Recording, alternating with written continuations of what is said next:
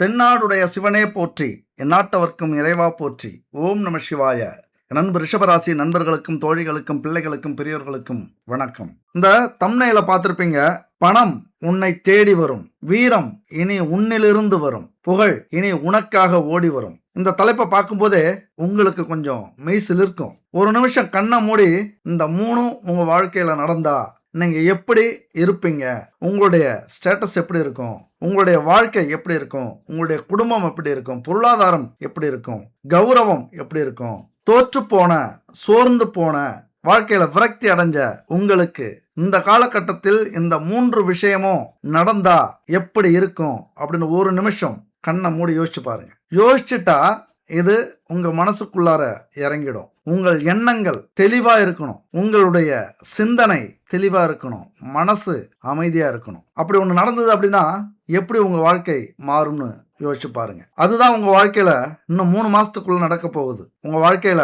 எப்படி நீங்க ஜெயிக்க போறீங்க, உங்களது பிளஸ் என்ன, உங்களது மைனஸ் என்ன, அந்த மைனஸை எப்படி நீங்க பிளஸ்ஸா மாத்த போறீங்க, எப்படி உங்க வாழ்க்கையில ஜெயிக்க போறீங்க, எந்த தெய்வம் உங்களுக்கு கூட இருக்க போகுது, பரிகாரங்கள் என்ன, இன்னும் 3 மாசத்துல ஜெயிக்கிறதுக்கு இந்த கிரக அமைப்புகள் உங்களுக்கு ஒத்துழைப்பு கொடுக்குதா, இது எல்லாத்தையும் பத்தி இந்த வீடியோவில் நம்ம தெளிவா பார்க்க போறோம். இந்த வீடியோவை கடைசி வரைக்கும் ஸ்கிப் பண்ணாம பாருங்க. அதுக்கு முன்னாடி இந்த குட் பேபின்னு ஒரு டீம் இருந்தது. அவங்க நிறைய பாரம்பரியமான கிராமத்துல கிடைக்கிற மூலிகைகள், தானியங்கள், ஹெர்பல் இதெல்லாம் வச்சு அற்புதமான பூஜை பொருட்கள், உணவுப் பொருட்கள், மசாலா, எண்ணெய் வகைகள், hair oil, weight loss powder, weight gain powder, sugar loss powder, இப்படி நம்ம வாழ்க்கைக்கு தேவையான அனைத்தையும் கெமிக்கல் இல்லாம, மிக முக்கியமா இந்த காலகட்டத்தில் எல்லா பொருட்கள்லையுமே கெமிக்கல் அதிகமாக கலந்துருப்பாங்க. ஆனா கெமிக்கலே இல்லாம பாரம்பரியமான ஹெர்பலையும் தானியங்களையும் வச்சு தயாரிக்கக்கூடிய அவ்வளவு பொருட்கள் இங்க இருக்கு.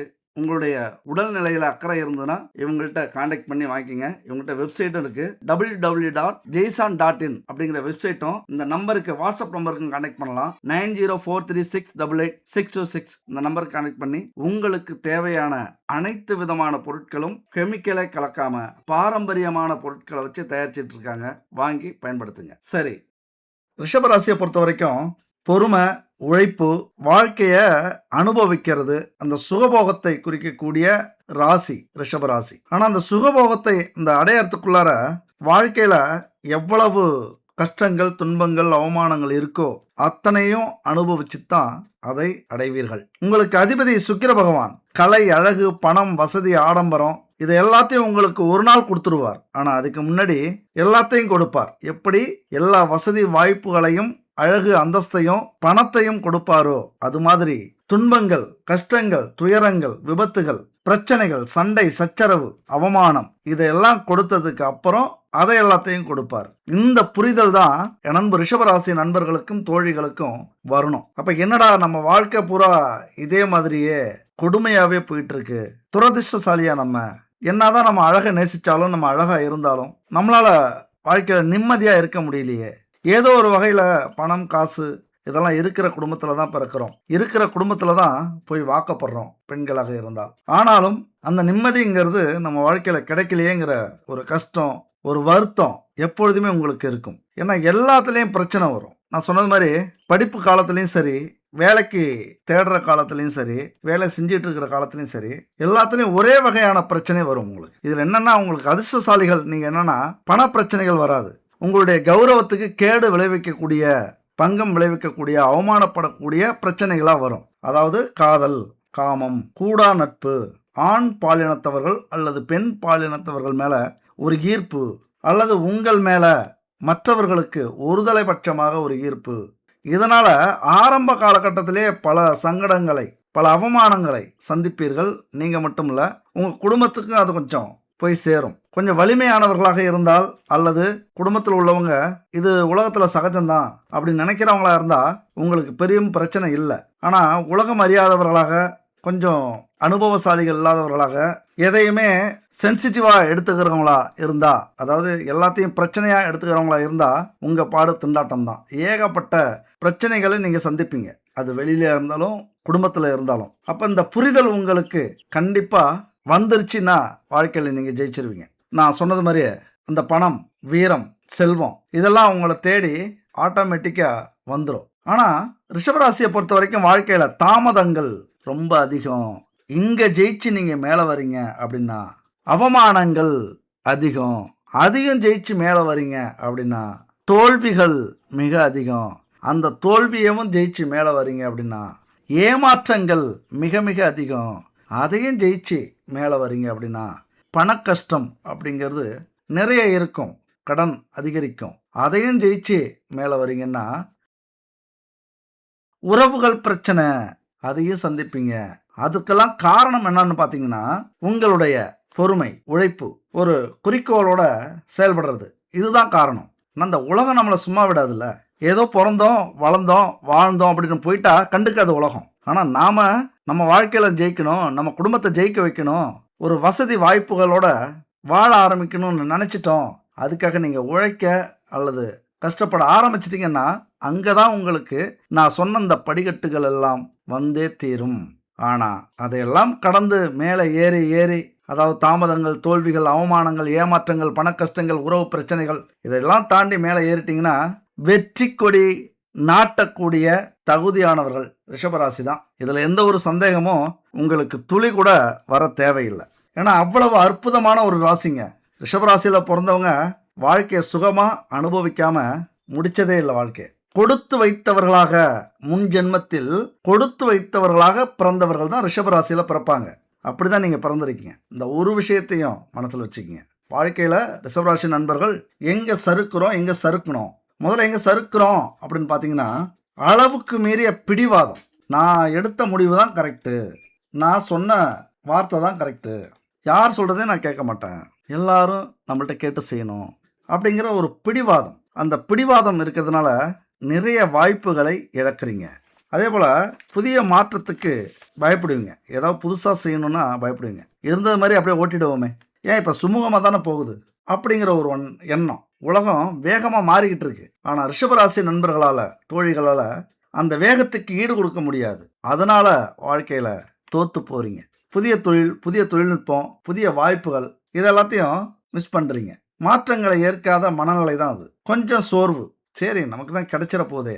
ஏன்னா ஓரளவுக்கு கௌரவமான குடும்பத்தில் பிறப்பீங்க. பிறக்கும்போது கௌரவமான குடும்பமாக இருக்கும். ஆனால் நீங்கள் படித்து வேலைக்கு தேடும்போது அப்போ தான் உங்களுக்கு புரியும் நம்ம குடும்பம் கொஞ்சம் கஷ்டத்தில் இருக்குது, இது ஒரு கௌரவம் இல்லை, அப்போ நம்ம தான் வாழ்க்கையில் கஷ்டப்பட்டு நம்ம குடும்பத்தை தூக்கி விடணும் அப்படிங்கிற புரிதல் அப்போ தான் வரும் ஒரு ஏஜுக்கு மேலே. அந்த நேரத்தில் தான் உங்களுக்கு அந்த பழைய ஒரு பொறுமை, சோம்பேறித்தனம், ஒரு அலட்சியம், இதெல்லாம் உங்களுக்கு இருந்துகிட்டே இருக்கும். சரி என்ன அவசரம் அப்படின்னு. அதாவது வாழ்க்கையில் இந்த சோர்வு, ஒரு பொறுமை அப்படிங்கிறது ஒரே இடத்துல நின்றுவீங்க. தேங்கி போன தண்ணீர் மாதிரி. தேங்கி போன தண்ணீர் என்னாகும், அது அந்த தண்ணி கெட்டு போகும். அதனால் தேங்கி போன தண்ணீர் மாதிரி இருக்கிறது தான் உங்களுக்கு பெரிய மைனஸ்.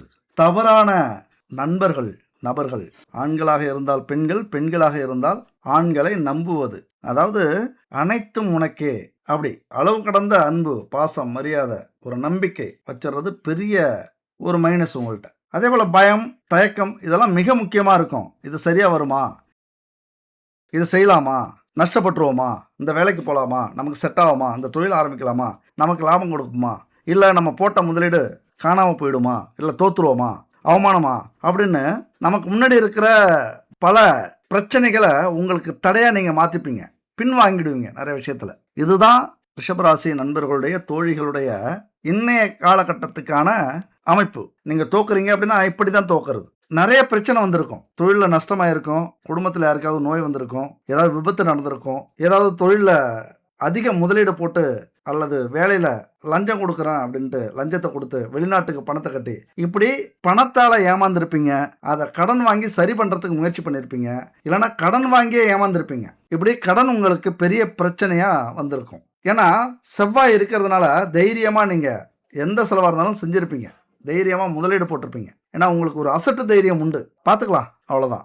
எவ்வளவு பெரிய பிரச்சனையாகவே இருந்தாலும் அசால்ட்டாக சொல்லுவீங்க பார்த்துக்கலான்னு. ஆனால் இந்த பார்த்துக்கலாம் அப்படிங்கிற வார்த்தை இருக்குல்ல, சிந்திச்சு செயல்பட்டிங்கன்னா ஈஸியாக ஜெயிச்சிருவீங்க.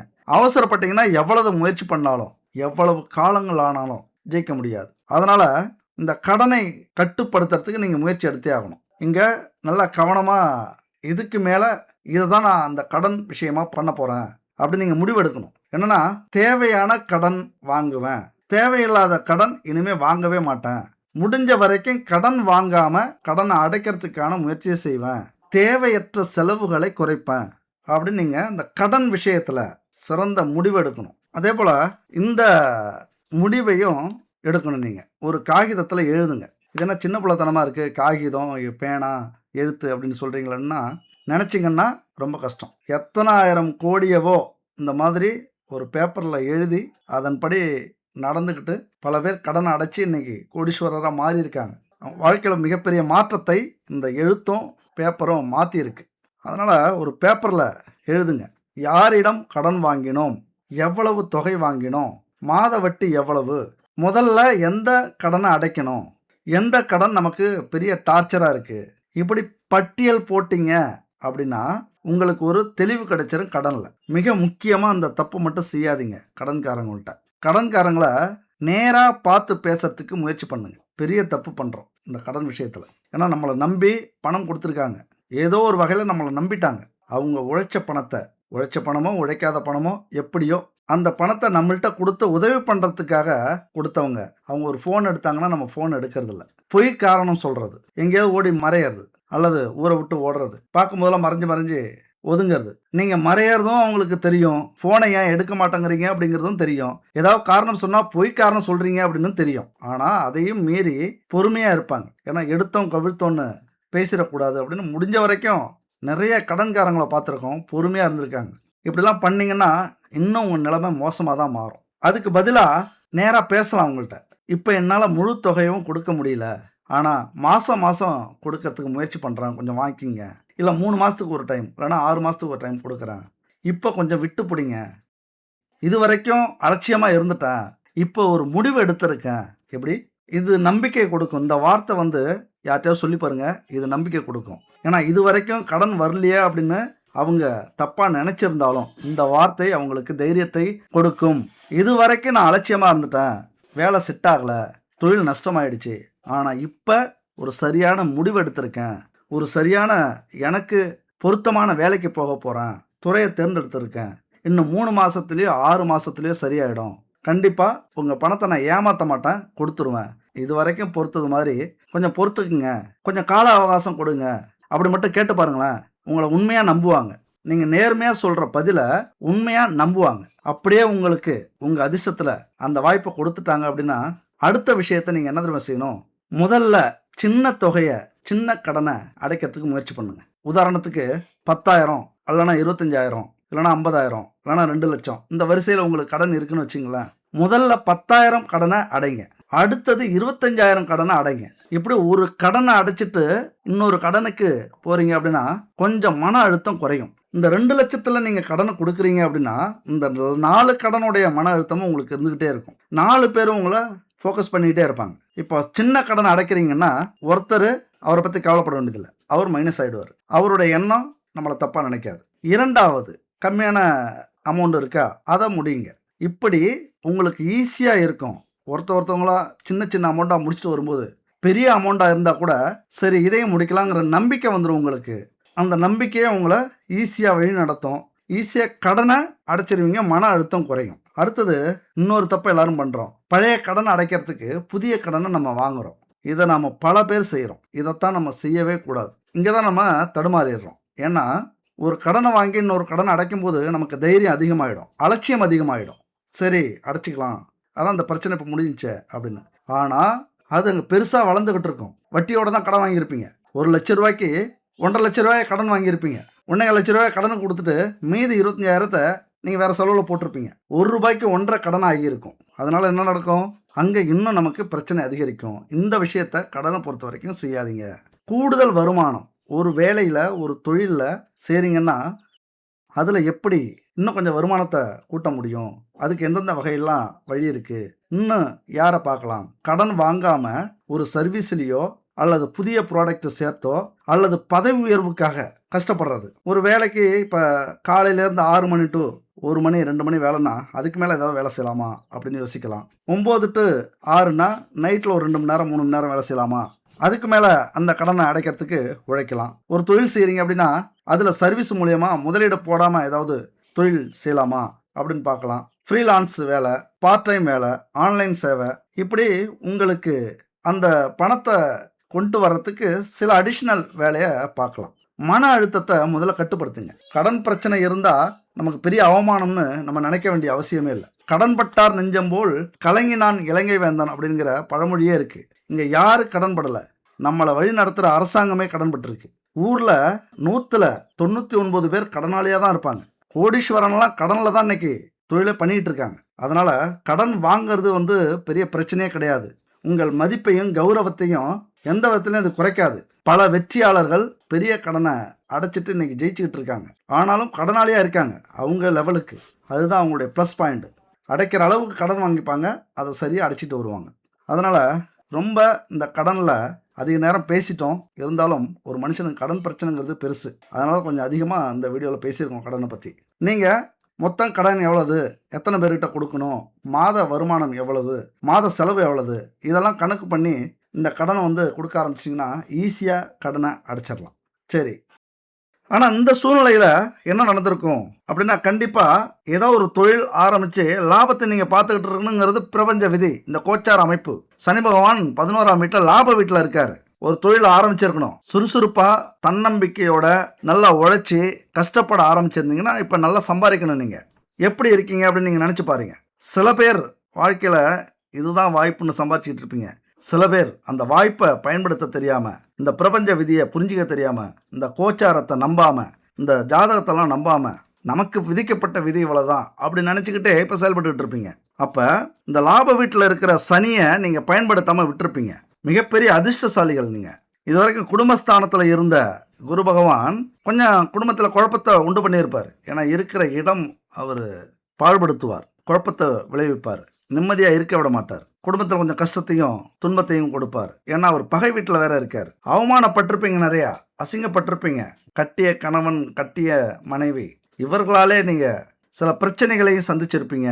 ஊரில் தலை காட்ட முடியாமல் பிரச்சனையை கூட சந்திச்சிருக்கலாம். சில நேரத்தில் இந்த ரகசிய உறவு அல்லது குடும்பத்தில் யார் பேச்சை கேட்டு சந்தேகப்படுறது, இப்படி பல அவமானங்களை நீங்கள் இந்த காலகட்டத்தில் சந்திச்சிருக்கலாம். இது வரைக்கும் அப்படி தான் பிரச்சனைகள் போயிட்டு இருந்திருக்கும். ஒரு பெரிய குழப்பம் இருந்திருக்கும், குடும்ப கௌரவம் போயிருக்கும், பெற்றவங்களே நம்பியிருக்க மாட்டாங்க, திடீர் விபத்துகள் நடந்திருக்கும். சொன்ன பேச்சை கேட்காம ஒரு பைக்கில் போயோ அல்லது வேலை செய்கிற இடத்துல, தொழில் செய்கிற இடத்துல ஏதாவது சின்ன சின்ன விபத்துகள் நடந்திருக்கிறதுக்கு வாய்ப்புகள் உண்டு. இப்படி இந்த காலகட்டத்தில் என் அன்பு ரிஷபராசி நண்பர்களும் தோழிகளும் மிகப்பெரிய சங்கடங்களை சந்திச்சிருக்கலாம். இந்த பிரபஞ்ச விதியவும் உங்களையும் நம்பியிருந்தீங்கன்னா பெரிய லாப வருமானத்தையும் பார்த்துருக்கலாம். தொழிலில், வேலையில் பதவி உயர்வு, ஒரு நல்ல கம்பெனியில் வேலைக்கு சேர்ந்துருப்பீங்க, ஒரு நல்ல துறையை தேர்ந்தெடுப்பீங்க, அதில் சாதிச்சிருப்பீங்க. ஜெயிக்கிறதுக்கான வாய்ப்புகள் நிறைய உண்டு. இங்கே சனியை பொறுத்த வரைக்கும் லாப வீட்டில் இருக்கார் அப்படின்னா எல்லாரையும் தூக்கி லாபத்தை கொடுத்துட மாட்டார். எல்லாருக்கும் நம்ம ஏற்கனவே என்ன பண்ணியிருக்கணும், உழைச்சிருக்கணும். அந்த உழைப்பின் வருமானம் தான் இப்போ கிடைக்கும். நம்ம நினைக்கிறோம் உழைக்காமலே லாபஸ்தானத்தில் சனி வந்துட்டால் லாப வீடாச்சே, லாபத்தை கொடுத்துருவார் அப்படின்னு நம்ம நினைப்போம். அங்கே தான் விதி பயங்கரமாக செயல்படும். நம்மளே அப்படி கொடுத்துருவோமா யாருக்காவது? நல்லா வருமானம் நம்மள்ட்ட இருக்குது, யாரையாவது வேலைக்கு கூப்பிட்றோம், ஒரு வீட்டு வேலைக்கு கூப்பிட்றோம், அல்லது நிலம் வச்சுருந்தோம்னா நிலத்தில் வேலை செய்யறதுக்கு கூப்பிட்றோம், அல்லது கம்பெனி வச்சுருந்தோம்னா கம்பெனிக்கு வேலைக்கு கூப்பிட்றோம், அல்லது நாமளே ஒரு கம்பெனியில் இருக்கோம், நம்ம ஒரு ஆளை ரெக்கமெண்டட் பண்ணுறோம், அவங்கள வர வச்சுக்கிட்டு நம்ம தான் பெரிய பணக்காரனாச்சே, நமக்கு தான் நல்ல சம்பளம் வருது, அவங்கள உட்கார வச்சு சம்பளம் கொடுத்துருவோமா? என்ன உழைக்கிறாங்க, என்ன கஷ்டப்படுறாங்க, அல்லது இதுக்கு முன்னாடி கம்பெனிக்காக அல்லது வீட்டுக்காக அல்லது நம்மளுடைய தொழிலுக்காக வேலைக்காக என்ன கஷ்டப்பட்டுருக்காங்க, இதை பார்ப்போம்ல. ஒன்று என்ன பார்ப்போம், ரெண்டு விஷயம் பார்ப்போம்.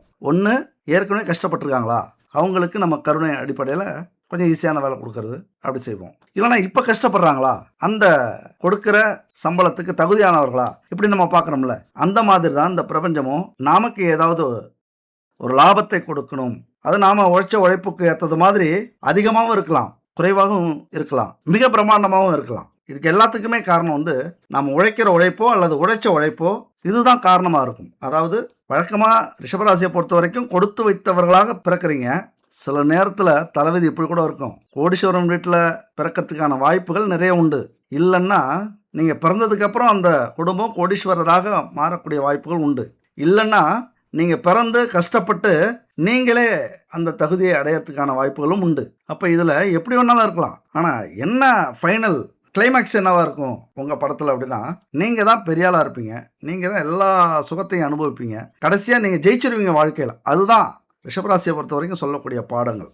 ஆனால் இந்த காலகட்டத்தை பொறுத்த வரைக்கும் இந்த பிரபஞ்சத்தையும் ஜோதிடத்தையும் அல்லது உங்கள் வாழ்க்கையும் நீங்கள் புரிஞ்சுக்கிட்டீங்க அப்படின்னா கண்டிப்பாக ஜெயிச்சிருப்பீங்க. இல்லைன்னா சோதனை கட்டத்தில் இருப்பீங்க, அதாவது வருத்தத்தில் இருப்பீங்க. இப்படிப்பட்ட உங்களுக்கு இந்த காலகட்டம் எப்படி இருக்கு? அதான் முன்னாடி சொன்னோம்ல, பணம் இனி உன்னை தேடி வரும், வீரம் இனி உன்னிலிருந்து வரும், புகழ் இனி உனக்காகவே வரும் அப்படின்னு சொல்லியிருக்கோம். என்ன நடக்க போகுது அப்படின்னா, இந்த வீடியோவை முழுசாக நீங்கள் பார்க்க போகிறீங்க. அதுக்கப்புறம் உங்கள் வாழ்க்கையில் நான் சொல்கிறத புரிஞ்சுக்கிட்டு அல்லது இந்த பிரபஞ்சம் உங்களுக்கு கொடுக்கக்கூடிய வாய்ப்புகளை பயன்படுத்தி பணத்தை நிறைய சம்பாதிக்க போகிறீங்க. அப்படி நீங்கள் பணத்தை சம்பாதிக்கணும் அப்படின்னா, வீரத்தை அடையணும் அப்படின்னா, செல்வத்தை புகழை அடையணும் அப்படின்னா, நான் சொல்கிறதெல்லாம் கொஞ்சம் செஞ்சு பாருங்க. அதாவது ரிஷபராசியை பொறுத்த வரைக்கும் மாற்றங்களை வரவேற்க மாட்டீங்கல்ல, இப்போ எதையாவது புதுசாக செய்யறதுக்கு முயற்சி பண்ணுங்க.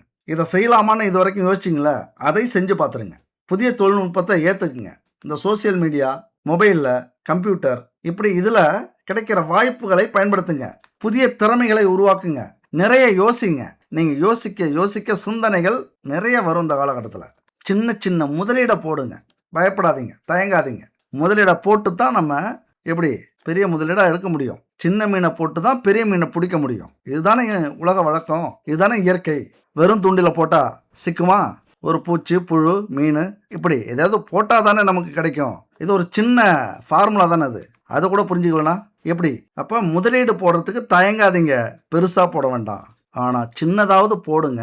அப்படிங்கிறது தான் இந்த காலகட்டத்தில் நீங்கள் ஜெயிக்கிறதுக்கான அத்தனை வாய்ப்பும். ஒரு இலக்கு வச்சுக்கிங்க.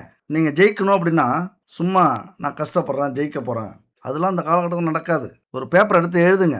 முதல்ல 10,000 சம்பளத்துக்கு, மாதத்துக்கு 10,000 சம்பளத்துக்கு சேருவேன், அல்லது முதல்ல ஒரு 10,000 முதலீடு போடுவேன், அல்லது இந்த துறையில் நான் போய் சேரணும், அது எப்படி அந்த துறையில் எப்படி எது நல்லது எது கெட்டதுன்னு தெரிஞ்சுப்பேன். இப்படி ஒரு இலக்கை நிர்ணயிங்க. எடுத்துக்காட்டுக்கு தான் சொல்கிறேன். நிறைய விஷயங்கள் இருக்கலாம் உங்கள் சூழ்நிலைக்கு ஏற்றது மாதிரி. சின்ன இலக்கு, அதை ஜெயிக்கிறீங்க அப்படின்னா அடுத்தது பெரிய இலக்கை நிர்ணயம் செய்யுங்க.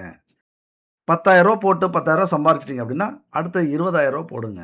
20,000 போட்டு 50,000 சம்பாரிச்சிங்க அப்படின்னா அடுத்தது ஒரு 50,000 போடுங்க. இப்படி இலக்குகளை எழுதி வைங்க, நிர்ணயம் செய்யுங்க. அந்த இலக்குப்படி பயணம் செய்யுங்க. இலக்குகள் இல்லாமல் நம்ம வாழ்க்கையில் பெருசாக ஜெயிக்க முடியாது. இலக்குகள் ஆரம்பத்தில் சின்ன இலக்காக இருக்கணும். உங்கள் வாழ்க்கையில் 100 இலக்குகள் நிர்ணயம் செஞ்சுக்கிங்க. ஆரம்பத்தில் ஜெயிக்கக்கூடிய இலக்குகளாக எழுதி வைங்க. ஃபஸ்ட்டு 2-10 இலக்குகள் வரைக்கும் ரொம்ப ஈஸியாக இருக்கலாம். அதாவது 10 கம்பெனி இருக்கா, இப்போ ஒரு கம்பெனிக்கு வேலைக்கு போகணுன்னு ஆசைப்பட்றீங்க அப்படின்னா எடுத்த உடனே போய் நான் இன்டர்வியூவில் அட்டன் பண்ணி வேலைக்கு சேர்ந்துடணும் அப்படிங்கிறதெல்லாம் உங்கள் ஆசையாக இருக்கக்கூடாது. அங்கேயே நீங்கள் சோர்ந்து போயிடுவீங்க. எடுத்த உடனே பஸ்ஸு ஏறி எத்தனை கம்பெனி இருக்குன்னு பார்ப்போம், சுற்றி பார்ப்போம் இந்த ஏரியாவை. அது ஒரு இலக்கு. நாள் ஏறுறீங்களா, ஒரு 2 கம்பெனியை பார்ப்பீங்க. சரி, இந்த ஏரியாவில் 2 கம்பெனி இருக்குது. அடுத்த நாள் இந்த 2 கம்பெனி இருக்குது. அடுத்த ஒரு ஏரியாவுக்கு போங்க, இங்கே 3 கம்பெனி இருக்குது. இது ஃபஸ்ட்டு இலக்காக இருக்கலாம். ஈஸி தானே இது. அடுத்தது அந்த கம்பெனிலாம் பார்த்ததுக்கப்புறம் சரி, இன்டர்வியூ முதல்ல அட்டன் பண்ணணும். தைரியமாக நம்ம இன்டர்வியூவை அட்டன் பண்ணணும். அது கிடைக்குது கிடைக்கல அது அடுத்த விஷயம். அட்டன் பண்ணிட்டாலே அது ஒரு இலக்கு. அப்படி நிர்ணயம் செய்யுங்க. ஒரு 10 இன்டர்வியூ அட்டன் பண்ணுறீங்க, தோத்துட்டீங்க. அடுத்தது இனிமேல் இன்டர்வியூவில் அட்டன் பண்ணி பாஸ் பண்ணணும், அதாவது வேலைக்கு ஜாயின் பண்ணணுங்கிற அடுத்த இலக்கை வைங்க. ஜாயின் பண்ணிட்டீங்களா, அடுத்தது எதையாவது இந்த கம்பெனியில் நம்ம புதுசாக சாதிக்கணும், அல்லது கரெக்டாக சொன்ன வேலை செய்யணுங்கிற ஒரு இது நல்ல பேர் எடுக்கணும். அதுக்காக காக்கா பிடிக்கக்கூடாது. தைரியமாக தன்னம்பிக்கையோட சுய புத்தியோட ஸ்ட்ரெங்க் பண்ணி நம்மளுடைய திறமையால் அங்கே நான் சரியானவன், இந்த வேலைக்கு இந்த கம்பெனிக்கு சரியானவன், சொல்கிற வார்த்தையவும் சொல்கிற வேலையவும் சரியாக செய்வேன், அதில் எந்த ஒரு பிழையும் இருக்காதுங்கிறத காட்டணும். அது ஒரு இலக்கு. இப்படி உங்களுடைய இலக்கை பெருசாக்குங்க. அதே போல் சொந்த தொழில் ஆரம்பிக்கணுன்னாலும் 5,000 முதலீடு, 10,000 முதலீடு, அல்லது முதலீடு போடலாமாங்கிறது ஒரு இலக்கு. முதலீடு போட்டதுக்கு அப்புறம் ஒரு இலக்கு. முதலீடில் இந்த லாபத்தை இந்த மாதம் ஒரு 5,000 இதில் நம்ம லாபம் சம்பாரிச்சிடணுங்கிற அது ஒரு இலக்கு. அப்படியே கொஞ்சம் கொஞ்சமாக 10 லட்சம், 1 கோடி, இப்படி உங்களுடைய இலக்கை 100 இலக்கு உங்கள் வாழ்க்கையில் நிர்ணயம் செஞ்சிட்டிங்க அப்படின்னா கண்டிப்பாக நீங்கள் ஜெயிப்பீங்க 100%. இது உண்மை. அப்படி ஜெயிக்காதவங்க என்ன செய்வீங்க? ஜெயிக்காதவங்க இதெல்லாம் செய்ய மாட்டீங்க. அடுத்த வீடியோவுக்கு கிளம்பி போயிடுவீங்க. ஜெயிக்கிறவங்க உங்கள் வாழ்க்கையில் நீங்கள் எல்லாத்தையும் அனுபவிக்கணும், சாதிக்கணும், இந்த பணத்தையும் வீரத்தையும் புகழையும் அடையணும் அப்படின்னா இந்த விஷயத்தை கடைபிடிங்க. இலக்குகளை நிர்ணயம் செய்யுங்க. முதலீடு போடுறதுக்கு தயங்காதீங்க. உங்களுடைய திட்டத்தை, சிந்தனையை, முடிவை காலம் தாழ்த்திக்கிட்டே போகாதீங்க. உடனே முடிவெடுங்க. மிக முக்கியமா உங்க வாழ்க்கையில ஜெயிக்கணும்னா என்ன செய்யணும்? ஆன்மீக வழிபாடுங்கிறது மிக மிக முக்கியம். எப்படி? ஆன்மீக வழிபாடுங்கிறது மிக மிக மிக முக்கியம். ஆன்மீக அருள் இல்லாம நம்மளால வாழ்க்கையில ஜெயிக்கவே முடியாதுன்னு நான் அடிச்சு சொல்லுவேன். இந்த பிரபஞ்சத்தின் விதி, ஆன்மீக சிந்தனை இல்லாதவர்கள் வாழ்க்கையில ஜெயிக்கிறதே இல்ல. எந்த கோடீஸ்வரனாக இருந்தாலும் ஒரு ஓரத்துல இந்த பிரபஞ்சத்தை நம்பி தான் இருப்பாங்க. வெளியில வேணா காட்டிக்கலாம். நான் சாமியை கும்பிட மாட்டேன், நம்ப மாட்டேன் அப்படின்னு. நம்புறவங்க கண்டிப்பா ஜெயிச்சுருவாங்க. நீங்களும் நம்புங்க. அது எந்தெந்த கோவிலுக்கு போகலாம், எப்படி வணங்கலாம், என்ன பரிகாரம் அப்படிங்கிறதெல்லாம் கடைசியா சொல்லியிருக்கேன். கேளுங்க. அதேபோல் என்ன தொழில் எடுக்கலாம்? உங்களுக்கு பிடிச்ச தொழில் எடுங்க. ரிஷபராசியை பொறுத்த வரைக்கும் பிடிச்ச தொழில் ஏதாவது ஒரு துறையை தேர்ந்தெடுத்து அந்த துறையை பற்றி நிறைய ஆலோசனை பண்ணுங்க, நிறைய சிந்திங்க, நிறைய தேடுங்க. தேடல் இல்லாதவர்கள் வாழ்க்கையில் ஜெயிச்சதா சரித்திரமே கிடையாது. அந்த துறையில் எந்த ஒரு துறையாக இருந்தாலும் இன்னைக்கு அதில் நம்பர் ஒன்னாக இருக்காங்கன்னா அவங்களுடைய தேடல் தான். அட்வான்ஸ்டாக இருப்பாங்க. தேடி தேடி இது மாதிரி எங்கே நடக்குது, என்ன பண்ணிட்டு இருக்காங்க, அப்படி தேடல் இருந்துக்கிட்டே இருக்கணும். சரி, ரிஷபராசியை பொறுத்த வரைக்கும் என்ன தொழில் செய்யலாங்க குறிப்பிட்டு சொல்லணும் அப்படின்னா, அடுத்த வீடியோவில் நீங்கள் ஜெயிக்கிறதுக்கான தொழில் என்ன, அதில் எப்படி செயல்படணும், அதில் எப்படி தோத்தவங்க இருக்காங்க, அதில் எப்படி ஜெயித்தவங்க இருக்காங்க, எந்த தொழில் செஞ்சால் கண்டிப்பாக ஜெயிப்பீங்க அப்படிங்கிறத பற்றிலாம் அடுத்த வீடியோவில் தெளிவாக சொல்ல போகிறோம். கொஞ்சம் வெயிட் பண்ணுங்கள் அடுத்த வீடியோ வரைக்கும். சரி, அடுத்தது எந்த தெய்வத்தை வணங்கலாம் அப்படின்னு பார்த்தீங்கன்னா, மகாலட்சுமி, சுக்கிர பகவான், முருகன், சிவபெருமான், பெருமாள் இவங்கெல்லாம் கண்டிப்பாக அன்பு ரிஷபராசி நண்பர்களும் தோழிகளும் வணங்கலாம். வாழ்க்கையில் தோல்விக்கான காரணம் புரிஞ்சிருப்பீங்க. அதை எப்படி சரி பண்ணலாம் அப்படின்னு நான் சொன்னதையும் கேட்டிருப்பீங்க. அடுத்தது இத்தனை தோல்விக்கு அப்புறம், இவ்வளவு கஷ்டத்துக்கு அப்புறம் நான்லாம் ஜெயிப்பேனா அப்படிங்கிற ஒரு சிந்தனை கூட உங்களுக்கு வர வேண்டாம். ஒரு சிறந்த உதாரணம் ஒன்று இருக்குது. ஒரு இளைஞன், அவனுக்கு பெரிய கனவு இருந்தது. தொழிலதிபராக வரணும், பெரிய பிஸ்னஸ்மேனாக வரணும் அப்படிங்கிற ஆசை. ஆனால் அவன் குடும்பத்தில் ரொம்ப ஏழ்மை. ஒரு நாள் தன்னுடைய சேர்த்த பணத்தை எல்லாத்தையும் எடுத்து போட்டு அங்கே இருக்கிற நிலத்தை கொஞ்சம் விற்றுட்டு ஒரு தொழில் ஆரம்பிக்கிறான். ஆரம்பத்தில் கொஞ்சம் நல்லா தான் போச்சு. ஆனால் சில மாதங்கள் போக போக பெரிய நஷ்டம் வந்துருச்சு. கிராம மக்கள்லாம் சொல்கிறாங்க, உன்னால் இது முடியுமா, இது உனக்கு தேவையா, வேலைக்கு போய் வாழ்க்கையை ஓட்டு, எதுக்கு அடுத்தவங்கள பார்த்து பணக்காரராக ஆகணும்னு ஆசைப்படுற இப்படின்னு ஏகப்பட்ட கேலி கிண்டல்கள். ரொம்ப மனசு வருத்தப்படுறான். நம்ம ஜெயிக்கணும்னு தானே ஆசைப்பட்டோம், நம்ம பணத்தை போட்டு தானே தொழில் ஆரம்பித்தோம் அப்படின்னு. ஆனால் அவருடைய தந்தை ஒரு வார்த்தை சொல்கிறார், தோல்வி உன்னை தண்டிக்க வரல, உன்னை முடக்க வரல, உனக்கு கற்றுக் கொடுக்குற ஆசானா வந்திருக்கு, என்ன கற்றுக் கொடுத்ததுன்னு நீ பாரு அப்படிங்கிறார். அந்த வார்த்தை அந்த இளைஞனுடைய வாழ்க்கையை மாத்துச்சு.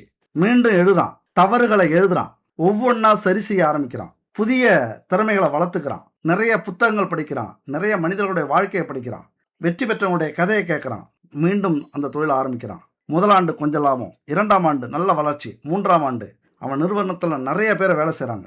ஒரு நாள் அவனை கேலி செஞ்ச மக்களே, அருண் எப்படியாவது வருவான்னு எனக்கு தெரியும், அருண் எப்படி இவ்வளவு பெரிய வெற்றி அடைஞ்சான் அப்படின்னு புறாமப்படுறாங்க, வியப்பாகிறாங்க, ஆச்சரியப்படுறாங்க, அதிர்ச்சி அடைகிறாங்க. அதனால் உங்களுடைய வெற்றி அப்படிங்கிறது முதல்ல தோல்வி தான் வரும். அந்த தோல்வியை பார்த்தே நிறைய பேர் நம்ம அதுக்கப்புறம் முயற்சியை பண்ண மாட்டேங்கிறோம். அவன் சொன்னானா ஊர் மக்களுக்கு, நான் வெற்றி பெற்றதுக்கு காரணம் என்னுடைய முயற்சி மட்டும் இல்லை, நான் சந்தித்த தோல்வி தான், அந்த தோல்வி கற்றுக் கொடுத்த பாடம் தான் இந்த வெற்றி அப்படின்னு சொன்னானான்.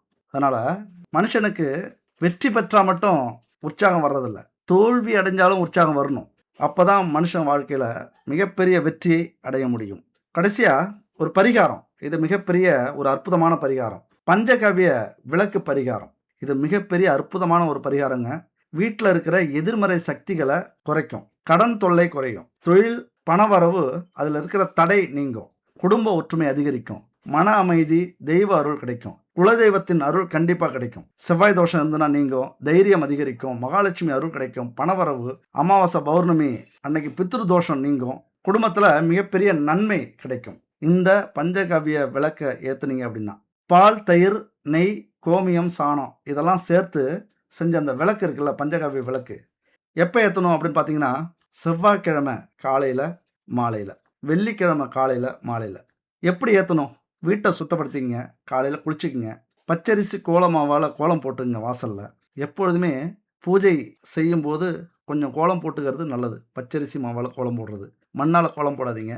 அப்படி உங்களுக்கு பச்சரிசி மாவு உங்களால் தினமும் அரைச்சி போட முடியல அப்படின்னா இந்த நம்பரை கான்டெக்ட் பண்ணுங்கள். ஜெய்சான் இவங்க வந்து பச்சரிசி மாவால் கோலை கட்டி தயாரிக்கிறாங்க.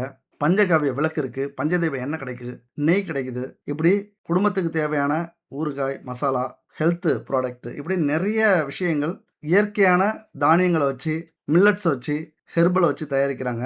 இவங்கள்ட்ட வாங்கி பயன்படுத்துங்க. சரி, பூஜை அறையை சுத்தம் பண்ணிக்கங்க. வாசலில் விளக்கு வச்சுக்கிங்க. நல்லெண்ணெய் இல்லைன்னா நெய் தீபம் ஏற்றிங்க. சுத்தமான நெய்யாக இருக்கட்டும். பருத்தி திரி பயன்படுத்துங்க. கிழக்கு இல்லைன்னா வடக்கு நோக்கி இந்த பஞ்சகவ்ய விளக்கை ஏற்றுங்க. எத்தனை விளக்கு ஏற்றணும்னா 3 விளக்கு. இந்த விளக்கை ஏற்றிக்கிட்டு குலதெய்வத்தை வணங்கிங்க. அடுத்தது சிவபெருமானை வணங்கிங்க. இஷ்ட தெய்வங்களை வணங்கிங்க. அதுக்கப்புறம் 21 முறை இந்த மந்திரத்தை சொல்லுங்க. ஓம் சரவணபவ அப்படிங்கிற மந்திரத்தை சொல்லுங்க. இந்த பரிகாரம் வந்து மன நம்பிக்கை. முதல்ல நீங்கள் நம்பிக்கை வைக்கணும். மன நம்பிக்கை வச்சாதான் இந்த விஷயங்கள்லாம் உங்களுக்கு பலமாக நடக்கும். எண்ணங்கள் தான் முதல் வெற்றி, அடுத்தது தான் எல்லாமே. இதனால் பெரிய பிரச்சனைகள்லாம் தீர்றதுக்கான வாய்ப்புகள் மிக அதிகம் உண்டு. இன்னொரு விஷயம் ஞாபகம் வச்சுக்கங்க, பரிகாரங்கிறது நாம் நினைக்கிறது மாதிரி சாதாரண விஷயம் கிடையாது. நமக்கு மேலே ஒரு சக்தி இருக்குது. அந்த சக்தியை நமக்கு பக்கபலமாக துணையாக அழைக்கிறது தான். நம்பிக்கை இருந்தால் அது கூட வரும். நம்பிக்கை இல்லைன்னா அந்த நம்பிக்கை வர வரைக்கும் அது காத்திருக்கும். ஏன்னா அழையா விருந்தாளியா வரக்கூடாதுல்ல. அந்த நம்பிக்கை உங்களுக்கு எப்போ வரும்? கஷ்டம், துன்பம், துயரம், ஐயோ போச்சே அப்படின்னு அந்த மாதிரியான கஷ்டங்கள் வரும்போது இறைவனை தேடுவீங்க. அந்த அளவுக்குலாம் போக வேண்டாம். ஒரு குறைஞ்ச கஷ்டத்திலேயே இந்த மாதிரியான காலகட்டத்திலே முயற்சி பண்ணுங்க. விளக்கு ஏற்றுறது அப்படிங்கிறது, இந்த ஆன்மீக சிந்தனை அப்படிங்கிறது மனசுக்கு ஒளி கொடுக்கக்கூடியது, வாழ்க்கைக்கு ஒளி கொடுக்கக்கூடியது. நீங்கள் நினைப்பீங்க ஜெயிச்சவங்கலாம் பெரிய புத்திசாலி அப்படின்ட்டு, கோடீஸ்வரர்கள்லாம் பெரிய தைரியசாலி, அதிர்ஷ்டசாலி அப்படின்னு நினைப்பீங்க. ஆனால் உண்மை அது இல்லை. பணம் இருக்கும் மனிதரிடம் மனம் இருப்பதில்லை, மனம் இருக்கும் மனிதரிடம் பணம் இருப்பதில்லை. பணம் படைத்த வீட்டினிலே வந்ததெல்லாம் சொந்தம், பணமில்லாத மனிதருக்கு சொந்தம் எல்லாம் துன்பம். புத்தியுள்ள மனிதரெல்லாம் வெற்றி காண்பதில்லை, வெற்றி பெற்ற மனிதரெல்லாம் புத்திசாலி இல்லை, புத்திசாலி இல்லை. அதனால் என் நண்பர்களே, தோழிகளே, உங்களை யாராலும் தோற்கடிக்க முடியாது. ஆனால் உங்ககிட்ட கோபம், அவசரம், பொறுமை இல்லாது இதை நீங்கள் தோற்கடிக்கலாம். அதையெல்லாம் ஜெயிச்சிட்டிங்க அப்படின்னா உங்கள் வாழ்க்கையில் உச்சத்தை கண்டிப்பாக இந்த 3 மாதத்தில் அடைவீங்க. இந்த 2026, 27 நீங்கள் எடுக்க வேண்டிய முக்கியமான சபதம் என்ன தெரியுமா? வெற்றி சபதம் அப்படின்னு சொல்லலாம். முடிவு எடுப்பதற்கு முன் யோசியுங்கள். தொடங்கியதுக்கு அப்புறம் விடாதீங்க. முயற்சி பண்ணிக்கிட்டே இருங்க. கண்டிப்பாக ஒரு நாள் வெற்றி அடைவீங்க. அடுத்த ஒரு அற்புதமான வீடியோவில் சந்திக்கலாம். நன்றி, வணக்கம்.